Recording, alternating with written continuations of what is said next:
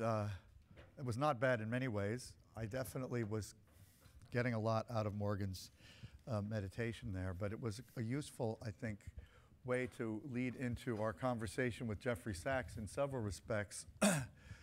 One, the global approach. And I think for me, when I was thinking about what it is that I want to accomplish in coming years, it really is connected to why we asked Jeffrey to be here today.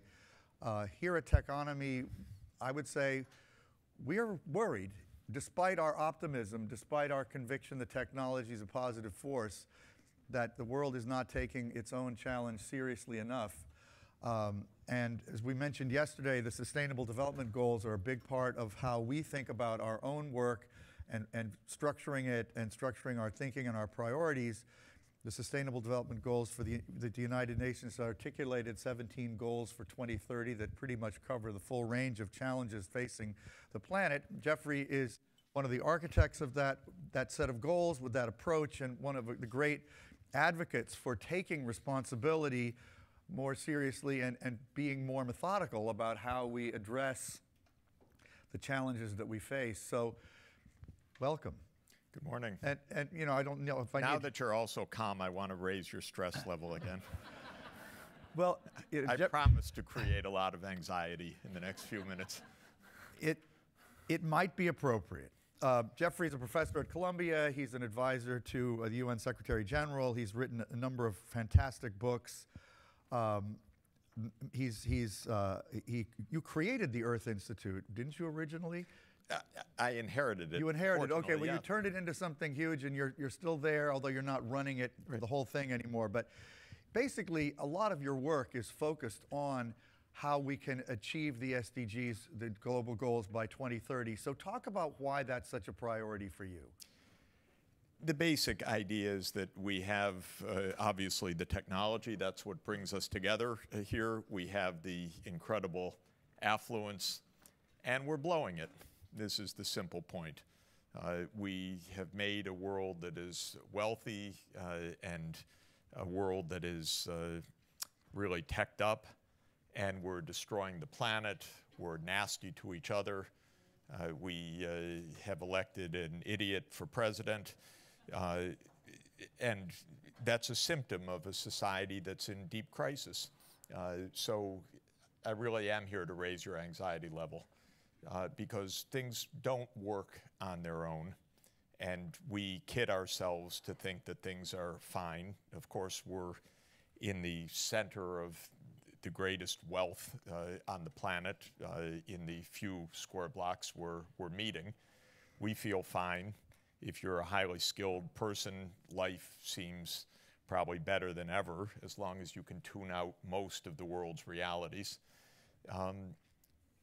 And our economic system does not solve problems like protecting the planet from human-induced global warming or human-induced destruction of habitat and biodiversity, which have reached scales that, if you're attuned to the scientists, are completely unprecedented in human civilization. And we've reached a level of derangement of our politics, which is so corrupt and so money-driven that we can't solve problems anymore. We can't even talk straight. Think of last night. How many things are we supposed to deal with? Israeli attacks on Iranian positions in Syria, absolutely against international law. Trump's withdrawal from an agreement endorsed by all other countries in the world, or Michael Cohen receiving money from Russian oligarchs into the account, and that's for consulting services. That guy's really a great consultant, we know, if you want mafia services. So we're really in trouble, ladies and gentlemen. We are not in a good situation. Sorry. Okay, that was even slightly grimmer than I expected. I'm always in a bad mood in the morning because I get up. He had a big smile on when he walked in this morning. I read the Wall Street Journal, filled with lies on the editorial pages, filled with bad news on the very good news pages. You should read the Financial Times anyway. I do also. Okay. But so You did have a smile on. I so do. You must not, you haven't given up, clearly. That's one reason you're here. The global goals are, you know, a very somewhat abstract set of targets, but what's the way you think about, if you can be optimistic in the face of what you're saying, which I believe you to be in some fundamental way, is there a pathway that you can see, leave the goals even aside, just towards comity and you know, civility and collective commitment in general, which is something I think that so many of us, you know, mourn the absence of, and we, you know, if we didn't care about it, we wouldn't be doing this conference. This is really a motivation for us. This is our small way of helping, but what do you think we could all do together to make things better? The reason I like these goals, and let me describe them in a moment. Oh, there's still some nature left. Hmm? The birds. Oh, sorry. I was just sorry. Yeah. No, let me say why not that I'm optimistic, but that I think we should figure out a way out of the very peculiar position that we're in, and why I think these goals make a difference. So the idea is basically this. Tell me something. We've got everything going for us. We really have created an astounding amount of know-how. And obviously, the digital revolution that is really at the core of this meeting and the core of our world right now offers phenomenal solutions to lots of things beyond streaming movies or paying for advertising on the internet. We could really solve a lot of problems about low-carbon energy, about protecting the biosphere, about monitoring habitat, about making our cities, like our wonderful New York City, work better. So there's no reason at all for technological pessimism, this is for sure. There's no reason for economic pessimism in the sense that world output is now $130 trillion a year. That's a lot, by the way. Even for a macroeconomist used to these numbers, $130 trillion measured at international prices is a tremendous amount of productivity. What was that about? What would that have been like 10 years ago? We've been basically achieving growth of 3 to 4% per year pretty consistently, with the bad bump in 2008. But that means a doubling time every 20 years or so. So you can say that 20 years ago we would have been roughly at half that, and 40 years ago roughly at a fourth of that level. That's a good growth rate. That means at that level of wealth there should be no extreme poverty on the planet. Children shouldn't be dying of poverty, as about 6 million do every year. We shouldn't be in desperation over hunger. We should be understanding that we have the surplus we need to revamp our energy system, to get out of fossil fuels, to move to a renewable energy-based system, which my group issued a report last week showing how New England and the U.S. Northeast could basically become zero carbon with smart grids and a good interconnection with Canada and Canadian hydropower, among other things, linking up with our wind and solar here. So there are ways to solve problems. My worry is that we don't solve problems right now, that our politics are profoundly corrupt. We have a pay-for-play politics in this country, even cruder than I imagined, because look at all the companies that paid Trump off through transfers to but I want to get no, but let me just say, okay. But this is really important. We're not solving problems in this country. But how do we get there? We don't even think. Well, first we have to call out the scoundrels. I guess that's true. We absolutely have to call out the scoundrels. And there are two kinds of scoundrels. One is, of course, the politicians, most of whom are one way or another on the take in our system.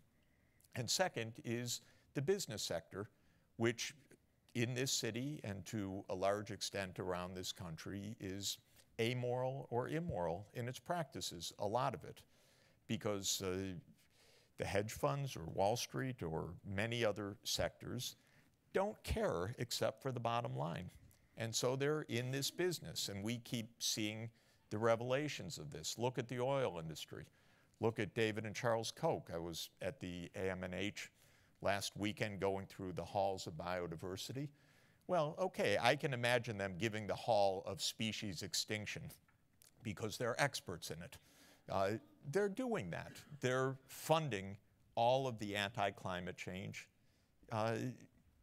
action in the U.S. Senate. On the other hand, we have Blackstone on the stage later today, and they're really trying to think differently and take a step towards telling business they need to. So there are positive signs, right? Yes, there are some positive signs, and I hope that they follow through. I want all of you to follow through, though, to understand how serious our problems are, not because they're unsolvable, but because we don't try, and because we're absolutely locked in a cycle of greed that's astounding. Maybe it is, with Morgan, the right starting point, which is that we, is that her name? Yes. Yeah, which is that what are we thinking? Or are we thinking? Because we have a serious need to make a number of changes. Why is it that we gave a tax cut of $2 trillion last December, and now yesterday the White House calls for $15 billion of cuts, including the CHIPS program, child health for poor kids? Are we out of our minds? Is there any limit to the cruelty of Mr. Trump, who is a clinical psychopath? I'm sorry to say it. Really. This is important because we have I'm sorry, but we have a president. I don't think anybody needs to be convinced that Donald Trump's a little bit unbalanced. No, but I think, or a lot. But I think the important question point, is, what do you do about it? Right. So the reason there are goals is that we need to orient ourselves towards what's important. And what the Sustainable Development Goals call for are clear metrics for the U.S. and for every other country by the year 2030. They call for decarbonizing the energy system. They call for protecting habitat. They call for reducing inequality. We have the highest inequality in our modern history in this country, measured by the Gini coefficient and other technical measures, the Palmer ratio and so forth. They call for safe water. We can't even get safe water in the United States anymore. Can you imagine? And it's not just Flint. It's hundreds of cities around this country. We can't take seriously the fact that large parts of our country, including Manhattan, are going to face massive crises from sea level rise this century if we continue the way we're continuing. And we have a political system designed right now to ignore all of that. So the idea of the goals is you read them, you look at them. If you are like me, is an academic, you study pathways to achieve them. If you're in business, you say, how do we align with them, not how do we spend all our time lobbying against them. This is the future we need to make. How could technologies address these issues? That's where I find the most interesting thinking. Well, luckily we have a major corporation, Novozymes, on stage in just a few minutes that is specifically thinking about how aligning its own strategy towards the global goals makes sense, even from a standpoint of growth and profit for themselves, and certainly with the benefit of the planet. But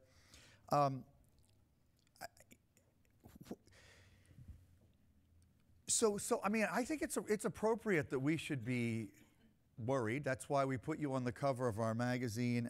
But I will say that I am struck now, and I was struck when we sat for 2 hours at your apartment not too long ago, with the gravity of your concern, even though I know, because it seems, for years, even for several years, Techonomy opened with showing the gapminder.org data. That is to show that, for all of the things we worry about, the basics have been getting better on the planet for a long time. Infant mortality, lifespan has been lengthening on a global basis. Average global wealth is, as you pointed out, has been growing, and many of the measures, even as applied to individuals, have been getting better and better. So clearly, there are good things happening in the context that we may be destroying the environment in which we live, which is obviously of great concern. I don't know why I'm going through that, except that I just want you to factor in the positive growth. And I mean, I guess I'm just trying to get you to tell us a way to address this without a fatalistic sense of fear. Yeah. I think that all of these analyses, including Steven Pinker's new book about all of the progress, are basically a bit of a misunderstanding. And the way I think is right to understand it is what President John F. Kennedy said at his inaugural address in 1961. He said, "The world is different now, for mankind holds in his mortal hands the ability to end all forms of human poverty and all forms of human life." And that is the most succinct definition of our existence in the modern world.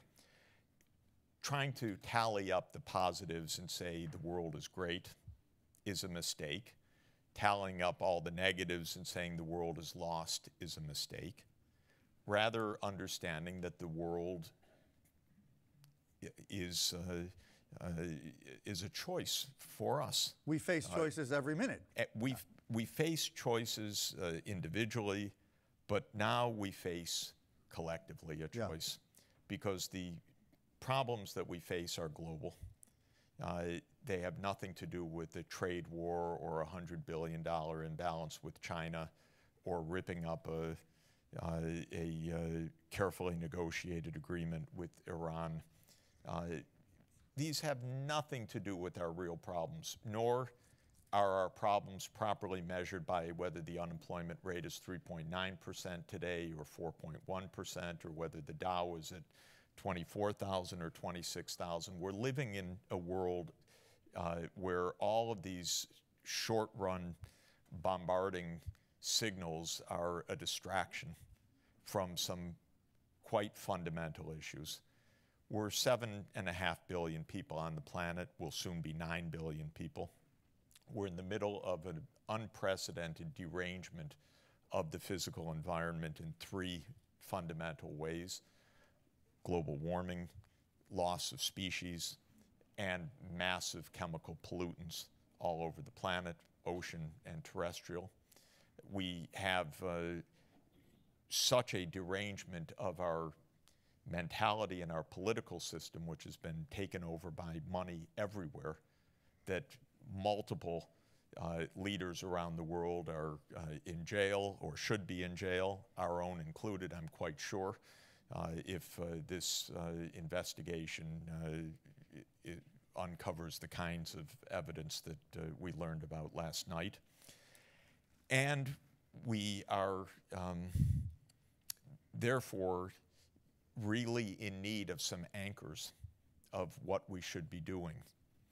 For 15 years, I worked on what were called the Millennium Development Goals, which were goals to address extreme poverty.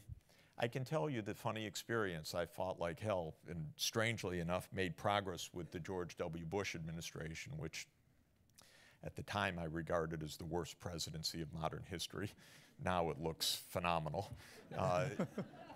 But W put in money into fighting AIDS and malaria. Strange, by the way, it made a huge difference.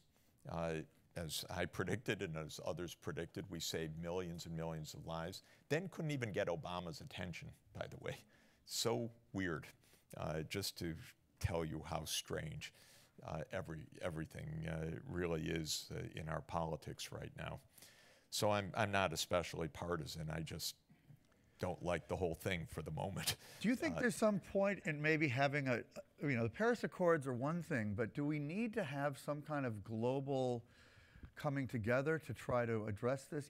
Well, we do. By the way, we did. And we had two of them. One is the whole world agreed on, we've had three global comings together. One was the Sustainable Development Goals. All 193 governments agreed after 3 years of detailed work. Every day, 3 years.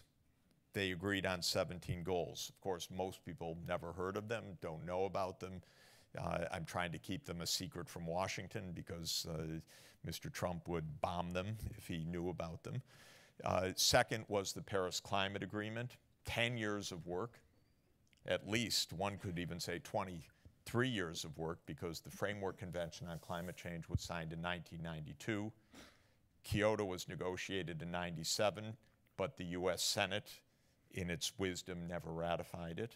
2009 was an attempt to negotiate so-called Copenhagen Agreement that failed. So in 2015, we finally got a climate agreement. And then our corruption of the Koch brothers, ExxonMobil, Chevron, ConocoPhillips, they get us to pull out immediately. That's not even Trump, by the way. That's just the Republican Congress, which is so corrupt and so much on the pay of the oil industry, they wouldn't even utter an honest word about climate change. They are not as stupid as they look. They are so corrupt that they will never say an honest word about climate change. So that was the second meeting. The third was to try to stop a war in the Middle East. And that was a universal agreement that Trump pulled out of yesterday. So we meet a lot globally. We actually agree on things globally. Yesterday's agreement is not a bilateral agreement between the US and Iran. It is a global agreement. It was reached by not only every member, permanent member of the UN Security Council, also the Security Council, also all the UN membership. Trump is nuts. Sorry to tell you. And the fact that it's globally agreed is the reason to pull out, because it's an affront to his megalomania, as well as, of course, to his various US client states or so-called allies in the Middle East, like Saudi Arabia and Israel. I want to get the audience's help to ask the question. Which want to have a war. So we have, ladies and gentlemen, we have global agreements. We actually have a world, a few blocks from here is the United Nations. It's a wondrous institution. Wondrous. It keeps us alive if it works. Yeah. It was the greatest invention by the greatest American president, FDR. And it works, and it's in our neighborhood. And we're doing everything to destroy it in this country right now, including with an incredibly nasty ambassador who lectures the others that we pay money, you don't vote with us, we're not getting our returns. That's wonderful diplomacy, I can tell you, Madam Ambassador. That's how you're going to win votes? By telling them you're on our take?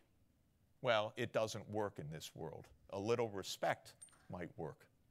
A lot of what you're saying is agreed by many of the other countries, luckily, I think. I mean, So agreed by all of them? Yeah. No, we're right now 192 against 1. Yeah. Okay, can we get the lights up? Okay, let's get the mic right here. Are you happy yet? Yes, I know. I'm actually not, well, yeah, I am. Could we get the house lights up? I am pretty agitated. We should have done that in the afternoon, I guess, not the morning. But I'm Veni Malkowski. I'm spending most of my time at the UN representing ICANN as the UN engagement Wonderful. VP. And I wanted to ask you actually to bring it a little bit to the tech part of the conference. What do you think could be the role of the UN in all these tech agreements? And, you know, they talk a lot in the last year, the new Secretary General has been talking a lot about frontier technologies and the UN role. And, you know, there is a lot of conversation going on within the UN system. Do you see any particular place for the UN within the tech?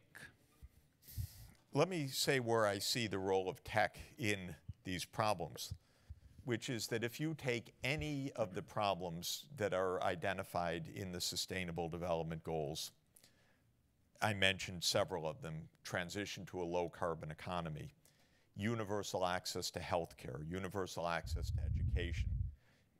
Every one of these needs tech in a serious way. There's been lots of mapping of things that could be done. If you want to get kids in school, there's nothing more wonderful than the connectivity right now. Curriculum online, classrooms where there are no teachers, raising access of children to educational materials. If you want health care, I can tell you from personal experience, there's nothing more wonderful than this and a community health worker and a backpack filled with the right medicines, because you'll save millions of lives. Very interestingly, quickly, our partner Johnson & Johnson has a project in South Africa for pregnant women and new moms where they answer their questions on SMS. Yes. And they've just, I just heard the other day, it's the largest digital health program in the world. And most mothers in South Africa are now using it, and it's a catalytically transformative thing. So these things can work. This is extremely important. What's the problem? The problem in general is that we're not creating the content or operating at scale, because for most of this, it's not a business model. There are two meanings of business model. The meaning I like is business model means that you're running things in an organized, rational, scaled manner. Procedures work. You have the feedbacks, you have metrics, you have measurement. The other is it's for profit, and your quarterly shareholder report is going to report. The market economy works fine. It's very impressive for solving certain problems. It has gotten you movies streamed real time on your phones or your devices. It's really good at that. The market's good for many other things as well. The market is not good for poor people. The market is not good for nature. The market is not good for other species. And to think so is a category derangement. It's a basic misunderstanding, or that you were in a lousy economics class, not mine. And the point I'm making is the following. There are things that will not come from businesses solving problems on a market basis. And we cannot accept that in this country, because we don't want to accept that, because the businesses only want to make money. And when I go to these businesses, they, oh yeah, really important, but you're in the wrong place. Like when I asked Facebook about helping with education. Basically, I was let out the door. Why are you here? I said, because you connect the world. Yes, well, we're not interested in education. That's not Marx. That's not Marx's priority, I was told. Yeah, I said, but it's Marx's responsibility. No, but it's not Marx's priority. Why don't you go to Washington to get this done? I said, why don't you? I said, why don't you pay your taxes? Oh, God. And then we can go to Washington. And then I was let out the door. So come on. This is the problem. The problem is the UN has no money and it has no technology. It is the meeting place to solve problems. But the business community wants profits, and governments give away all their tax revenues to the rich everywhere in the world, and then say we have no money for aid. We can't even manage. You know what we give in this country right now? 0.16% of our income. We spend 50 times that on the military.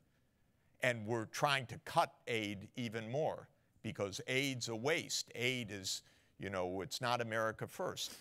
So this is the real problem. The UN don't look to it for the money. Okay, I'm going to get another question, yeah. Jeff.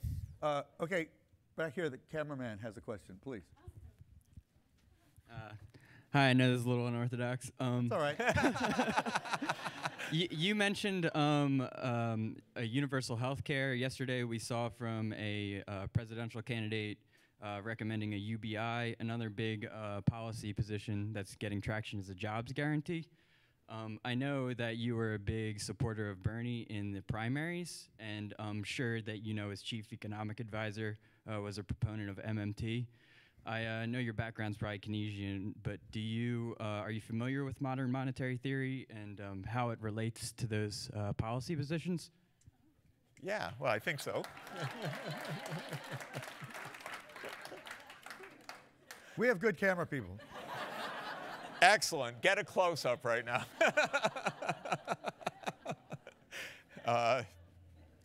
Look, the truth is there is a basic concept in politics which has been around about 100 years called social democracy or social market economy. And the idea of social democracy or social market economy is that you have a market system, but you ensure people's needs, and you ensure that inequality doesn't get out of control. And there are a few places on the planet that follow that model, and the main ones are Scandinavia, Sweden, Norway, Denmark. Germany also, to an extent, has a social market economy. Yesterday I was in Canada. Canada is much more social democracy than the United States, though somewhere in between, say, the Scandinavian model and the US model. This works. It's basic. We actually were going in that direction in the 1960s. This was from the New Deal through the New Frontier, through the Great Society. We turned away from that, starting with Nixon and then especially with Reagan. That's when our great divergence came. It is arguably linked to signing the civil rights laws of the mid-1960s, when there was the anti-civil rights rebellion of the US South and the shift of politics to the right wing and to the conservative white right. And we diverged in this country from these basics. So you don't need to invent a grand new framework that doesn't exist anyplace on the planet. If you're in Sweden, no matter what job you have several weeks paid vacation, you have a year of maternity leave. If you're a father, you have 9 months of paid leave. You have free health care, you have free tuition. You pay a lot of tax, and you get a lot of benefits. And if you read the report that I issue every year with others, the World Happiness Report, you rank at the top of the world in happiness. If you're in the United States, you see that unlike the progress you mentioned, we've had life expectancy falling In the the last United States, 2 years the data in the is United different. States. Yeah. Life expectancy falling. We have a massive epidemic of massive depressive disorder in this country. We have a massive epidemic, obviously, of opioids. We have a massive epidemic of metabolic disease because we have a food industry absolutely out to kill us and killing us because that's our fast food industry. It's addictive, it's profitable, and it's killing us. And this is the difference of our country and others. We don't need to invent a utopia or to dream or to overthrow a market economy. We just need to be sane again. We need to be moderate again. We need to be goal-oriented again, decent again, honest. And then we can get somewhere. Well, I hope you've helped push us more towards sanity, because I pretty much agree with everything you've said, but it's a little depressing. No, but we'll get there. All right, Thank you so much. Thank you so much. Thank you. Thanks for being here. Thank you.